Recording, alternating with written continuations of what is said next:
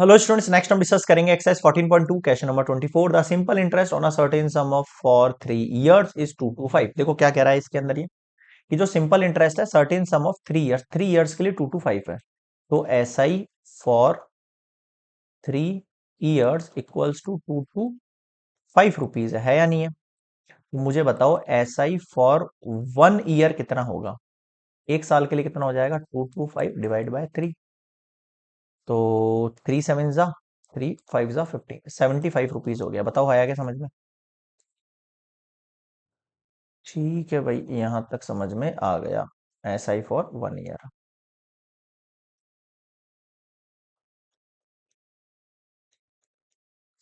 अब आगे बढ़ते हैं। देखो अब क्या कह रहा है ये, and the compound interest on the same sum, उसी सम पर यानी उसी प्रिंसिपल पर जो कंपाउंड इंटरेस्ट है at the same rate of 2 years is 153। ठीक है। अब आगे देखो, इसने बोला है भैया आपको कि 3 साल के लिए था 2 to 5, और 2 इयर्स के लिए जो था वो कितना था? 153। Find the rate of interest and the principal. तो अब वैल्यू अपने पास कैसे निकलने वाली है भाई? सिंपल इंटरेस्ट एक साल के लिए 75 हो गया, तो आप मुझे बताओ SI फॉर 2 इयर्स कितना हो जाएगा? 150 रुपीज हो जाएगा। होगा या नहीं होगा? ठीक है। क्वेश्चन में देखो क्या बोला है इसने कि जो कंपाउंड इंटरेस्ट है फॉर 2 ईयर, 2 ही साल का कंपाउंड इंटरेस्ट 153 रुपीज है। अब अगर मैं यहां पर CI माइनस SI करता हूं तो पता है मैं क्या फाइंड करने वाला हूं? SI for the first year, पहले साल के लिए जो मेरा सिंपल इंटरेस्ट होगा वो पता कर लूंगा मैं, जो कि हो जाएगा 153 माइनस 150 यानी कि 3 रुपीज। ये मेरा सिंपल इंटरेस्ट है जो मुझे एक साल के बाद मिलेगा। कितने रुपीज? 3 रुपीज। बताओ यहां तक समझ में आया क्या? ठीक है, यहां तक आ गया। अब मेरी बात ध्यान से सुनना।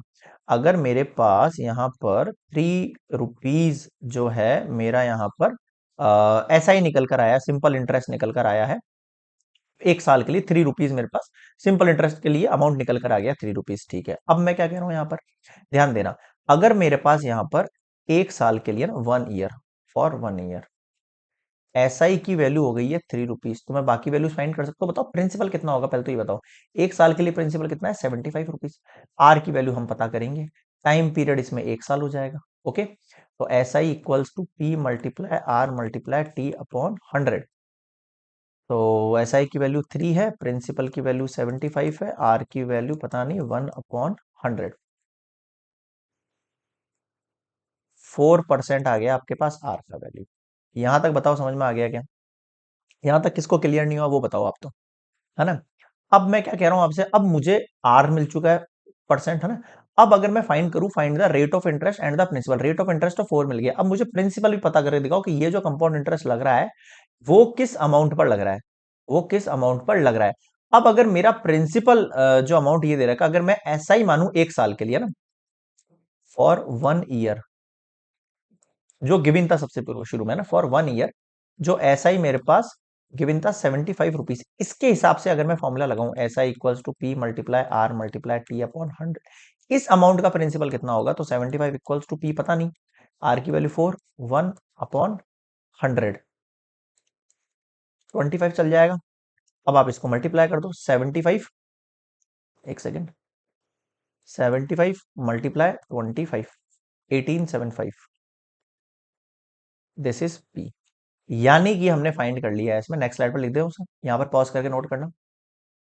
यानी कि जो आपका रेट ऑफ इंटरेस्ट है वो तो हो गया 4%, है ना? और जो प्रिंसिपल है वो हो गया है 1875। बताओ क्या समझ नहीं आया? क्लियर है यहाँ पर सभी को?